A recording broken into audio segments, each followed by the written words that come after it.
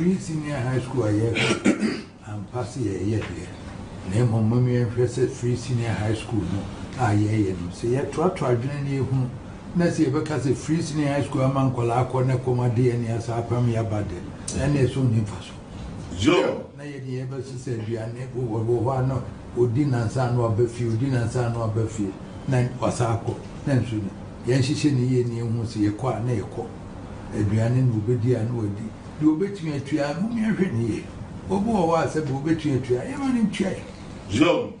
And my dear, your film a canny, your course school, no, your film will not pass here.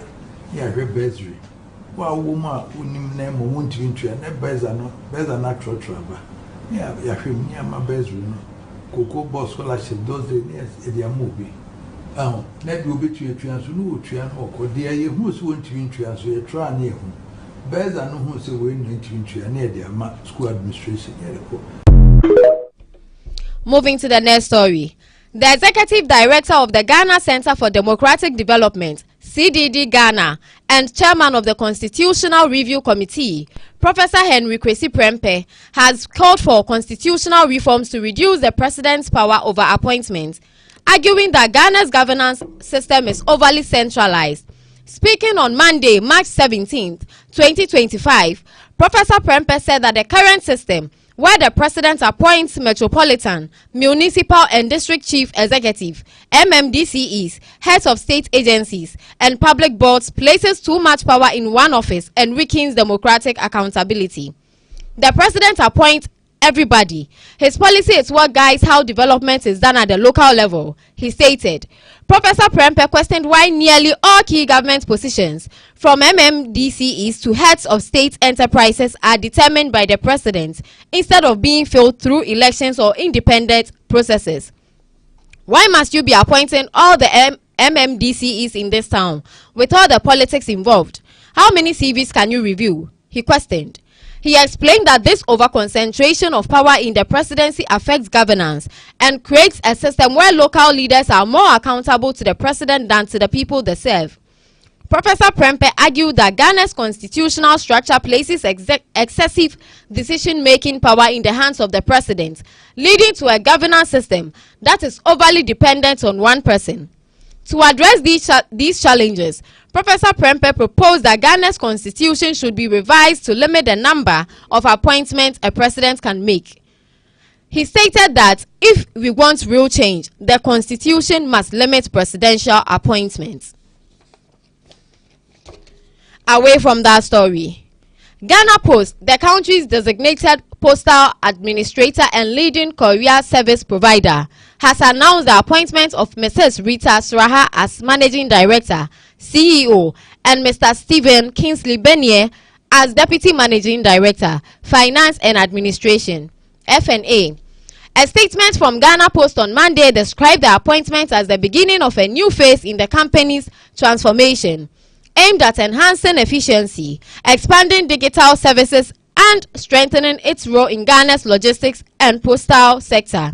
During an official visit to introduce the new leadership, the Minister for Communication, Digital Technology and Innovations, Samuel Nate George, outlined his vision for the company. He stressed the need to position Ghana Post as a 360-degree governance postal service, integrating e-commerce logistics, financial transactions, and digital services alongside traditional postal operations. Mrs. Rita Sraha, a chartered accountant and business consultant, brings expertise in finance, corporate governance, and strategic management. Her leadership is expected to strengthen financial discipline, improve operational efficiency, and accelerate digital transformation at Ghana Post. Mr. Stephen Kingsley Benier, the newly appointed Deputy Managing Director for Finance and Administration, will be responsible for financial planning, compliance, and administrative functions. With a background in law and academia, he is expected to reinforce governance frameworks, enhance financial oversight, and implement operational policies to improve resource allocation and corporate management. Engaging stakeholders for a modern postal service. In the coming weeks, The new leadership will engage key stakeholders, industry partners, and corporate clients to align strategies with Ghana's post-transformation agenda. As the organization seeks to navigate the challenges of a rapidly evolving postal and logistics sector, innovation, efficiency, and customer satisfaction will remain at the heart of its operations. That statement was added. Moving away from that story and on to the next story. The country's senior partner at Prince Waterhouse Coopers, PwC Ghana, Vish Ashiagbo, has urged the government to prioritize macroeconomic concerns affecting businesses, including currency and exchange rate volatility, debt management, interest rates, and unemployment. According to him, these top 5 challenges are the key businesses expect the 2025 financial budget is to tackle. The top 5 things that businesses are concerned about and are looking forward to the budget providing solutions to are currency or exchange rate volatility, the debt strengthening of the cedi, which is basically tied to exchange rate, and then interest rate, and a reduction in unemployment. He added, Mr. Ashagbo's remarks were based on a survey conducted by PwC, which assessed business expectations ahead of the 2025 financial budget presented in the Parliament. Speaking at PwC's Ghana's National Budget Digest 2025, he highlighted that businesses believe the informal sector should contribute more in taxes. Additionally, they anticipate expenditure cuts, particularly in public sector payroll and government spending on goods and services. He explained that businesses want a more balanced and efficient allocation of resources to drive sustainable economic growth. Mr. Ashiagbo also noted that businesses have identified key priority sectors that should receive greater investment and policy support. This includes energy, agriculture, transportation and infrastructure, the cocoa sector, and education. Business leaders believe that we should be focusing on energy, agriculture, transport, or broadly speaking, infrastructure, because energy also falls into the infrastructure category, he added. He stressed that these sectors are critical drivers of economic growth and would significantly contribute to national development if adequately supported. You are listening to Big Family Radio. Big Family Radio. Obiase Eye. On to the next story. The criminal jurisdiction of the High Court in Accra has officially recruited and discharged Oliver Baker Vomawo, a social activist who was standing trial for treason. Mr. Baker Vomawo was charged with treason felony in 2022 when he was picked up by national security operatives for threatening a coup in Parliament if Parliament went ahead to pass the controversial e-levy bill, which was subsequently passed into the law. His detention and the charges leveled against him sparked widespread public debate and condemnation from civil society groups amidst concerns over free speech in Ghana. Oliver Baker Vomawo, who lost his Cambridge scholarship as a result of the treason trial, becomes the latest accused person to enjoy the selective amnesty by the new Attorney General, who has decided to discontinue some high-profile court cases initiated by the previous administration. In a 2-year legal proceedings that barely took off in the courtroom, largely because the prosecution failed to provide evidence apart from the accused person's social media post, Mr. Vomawo, who was declared a flight risk, was either facing the death penalty or life imprisonment if he had been convicted. The decision by the Attorney General to discontinue Mr. Baker Vomawo's trial adds to a growing list of high-profile cases in which the new Attorney General has filed for no prosecute since assuming office. Away from that story also, a 24-year-old sales agent at the Mile 8 branch of Obrimpong Cold Store in the Takwa Nswaye municipality has been sentenced to 7 years imprisonment with hard labor for dishonestly appropriating his employer's cash. Kelvin Oforisechi was allegedly to have used 75,895 Ghana cedis for soccer bet gambling, which led to his conviction by the Takwa Circuit Court presided over by Hatia Ama Menu. He pleaded guilty to the offense and was sentenced accordingly. Assistant Superintendent of Police, ASP, Joyce Odame, prosecuting, told the court that the complainant, Priscilla Edu, is the manager at the Mile 8 branch of Obrempong Cold Store, and she resided in the same community. She said although Sechi had other duties, he received frozen products from the complainant daily.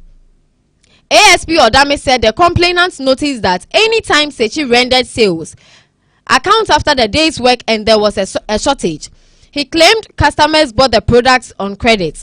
According to the prosecutor, an audit was therefore conducted involving customers Sechi had indicated they owed the company or had paid their indebtedness to him via mobile money and in cash.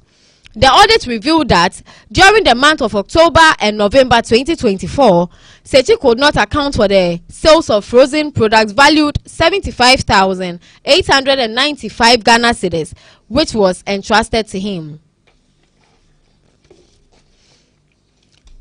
On to the next story. Samuel Insan Abdullahi, a 28-year-old driver who was nabbed on his wedding day for fraud, has appeared before an Accra Circuit Court. Abdullahi is alleged to have collected 352,000 Ghana cedis from 3 complainants under the pretext of securing visas for them, but failed. The accused promised to secure electronic visas of Mongolia, Georgia, Albania, and Malaysia. Charged with 3 counts of defrauding by false pretenses and forgery of documents, Abdullahi has pleaded not guilty.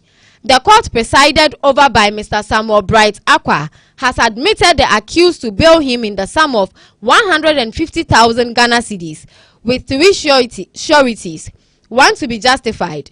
The accused person was ordered to report to the police once every 2 weeks by the court. Prosecution led by Chief Inspector Daniel Danku said the complainants were Ohenewa Sarah and Matilda Ayaba, both traders, and Aisha Ahmed, a businesswoman, all residing in Accra. Chief Inspector Danku said Abdullahi resides at Nkawie in Ashanti region. Prosecution said between the months of September and December 2024, accused persons and his accomplice one entry posted advertising flyers on the internet soliciting for persons who are interested in traveling to countries such as Belarus, Andorra, Albania, and Malaysia for work.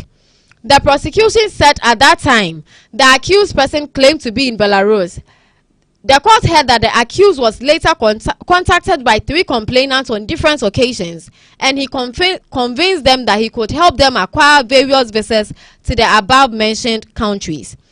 Prosecution said Abdullahi then demanded and collected cash in the sum of 47,000 Ghana cedis from Sarah Ohenewa, the first complainant, 55,000 Ghana cedis from Matilda Ayaba, the second complainant, and 250,000 Ghana cedis from the third complainant, Aisha Ahmed, who also collected money from 11 persons. Prosecution said Abdullahi, after collecting the money via his Momo number bearing his name, went into hiding. The court said somewhere in December 2024, Abdullahi resurfaced and sent some documents and sent some documents he claims were electronic visas to the complainants via WhatsApp. The prosecution said the complainants suspected foul play and started looking for the accused person. The court heard that the complainants and other persons believed to be victims of the accused persons arrested Abdullahi at his wedding ceremony at Nkawie in the Ashanti region and handed him over to the police at Teshi.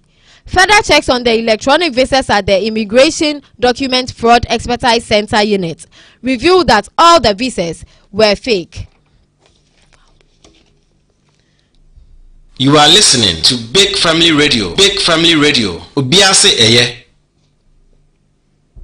Moving away from that story, Minister for Sport and Recreation, Kofi Adams, has disclosed that the government intends to close down the Accra Sports Stadium for renovation work after the March international window. Ghana is set to host Chad in a 2026 World Cup qualifier on Friday, March 21st, 2025 at the stadium. The first time the facility will be hosting a football game since November 2024. But 4 months of inactivity has not allowed authorities to fix glaring issues in the stadium, with the minister suggesting the nation's Wembley is no longer fit for purpose. According to him, Ghana have to close the Accra Sports Stadium to refurbish it and bring it up to standard. Following the assessment that the ministry did, the engineers advised that the entire upper stand towards the Independence Square must not be utilized because it has integrity issues. So we will not have supporters there. When we were accessing the floodlights, if you look at the knobs that hold the lights, everything is rusty. The stadium is virtually in a mess. The Accra Sports Stadium last underwent major renovation works in 2018 ahead of that year's Women's AFCON tournament, which the country hosted. Now away from that story and on to the last story. Nollywood actor Chinedu Nkedieze, famously known as Aki, has bravely shared his heartbreaking childhood experiences of going through bouts of depression because his dwarfism when he was growing up. According to Aki, he faced relentless ridicule and bullying, with people hearing hurtful insults that took a devastating toll on his mental health. He recounted how the intense stigma led to uncontrollable tears and even suicidal thoughts. However, Aki credits his mother's unwavering support and encouragement to focus on his education for helping him overcome those dark moments. He also added that his mother told him if he wants to go to abroad, he should read his books. So he knew the only weapon he had to conquer the world was education. So he paid more attention to his studies. When his mother threw those insults at him, he cried several times and it got bad, to the extent that he thought of ending it all because he felt the society wasn't being fair to him. Kids will just touch him and talk to him anyhow. Sometimes, even he had a misunderstanding with his siblings. They will call him the same names that they fight to other children who call him. Whenever those negative thoughts crept in, he would remind himself, remember what mom said. Mom said I will be a great man only if I study. So he thought, why not? So he studied until his mom said I will be a great man only if I study. So he thought, why not study then? Until these books fail me, I will keep going. Now the headlines again. $25 million required to fully restore Tema Oil Refinery, says the managing director. The former finance minister says they only tax bet winners, not lottery winners. Amin Adam, former finance minister, comments at forcing for tax cuts but questions increased levy on mining sector. The Asantehene Otunfo Osei-Tutu II has said something about the free SH policy. To achieve rule change, we must limit presidential appointments, says the Constitutional Review chairman. Now, thank you for listening to 6 o'clock news. To acknowledge my sponsors also: Trustees Network Group, Big Family Multimedia Institute, BFM Store, Center for Trade. You can also follow us live and also watch us live on Facebook at BFM Network and ABK TV Ghana. Thank you for watching News at 6 from the... My name is Esther Kosia Gobli. Thank you for watching News at 6 from the studios of Big Family Radio.